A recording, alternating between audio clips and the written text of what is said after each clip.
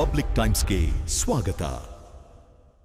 ಮುಗಿಯದ ಗ್ಯಾಸ್ ಸಮಸ್ಯೆ, ಸುಡುವ ಬಿಸಿಲಿನಲ್ಲಿಯೇ ನಿಂತ ಗ್ರಾಹಕರು.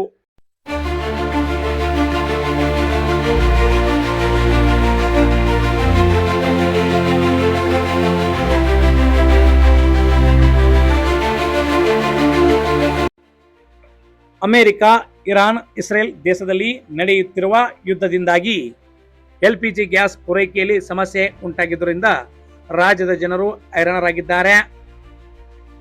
ಹೌದು, ಎಲ್ಪಿಜಿ ಗ್ಯಾಸ್ ಅಭಾವದಿಂದಾಗಿ ಜನರು ಗ್ಯಾಸ್ ಉಡಾನ್ ಹತ್ತಿರ ದಿನನಿತ್ಯ ಸುಡುವ ಬಿಸಿಲಿನಲ್ಲಿ ನಿಂತು ಗ್ಯಾಸ್ಗಾಗಿ ಕಾಯುತ್ತಿರುವ ಸನ್ನಿವೇಶ ನೋಡಿದರೆ ಹೃದಯ ಚುರು ಎನ್ನುತ್ತದೆ.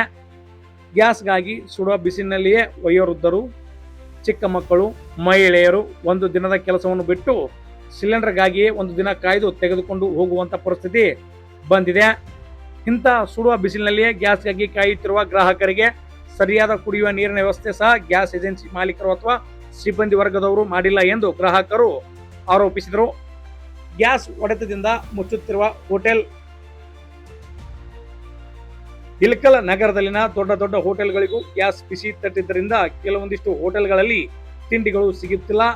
ಕೆಲವೊಂದಿಷ್ಟು ಹೋಟೆಲ್ಗಳು ಬಂದಾದರೆ ಇನ್ನು ಕೆಲವೊಂದಿಷ್ಟು ಹೋಟೆಲ್ನಲ್ಲಿ ಗ್ಯಾಸ್ ತೆಗೆದು ಸೌದೆ ಒಲೆಯಿಂದ ಅಂಗಡಿಗಳನ್ನು ನಡೆಸುತ್ತಿದ್ದಾರೆ. ಗ್ಯಾಸ್ ಸಮಸ್ಯೆ ಬಗ್ಗೆ ಸರ್ಕಾರ ತಲೆಕೆಡಿಸಿಕೊಳ್ಳದೆ ದಾವಣಗೆರೆ, ಬಾಗಲಕೋಟ್ ಉಪಚುನಾವಣೆಯಲ್ಲಿ ಬಿಜಿಯಾಗಿದೆ.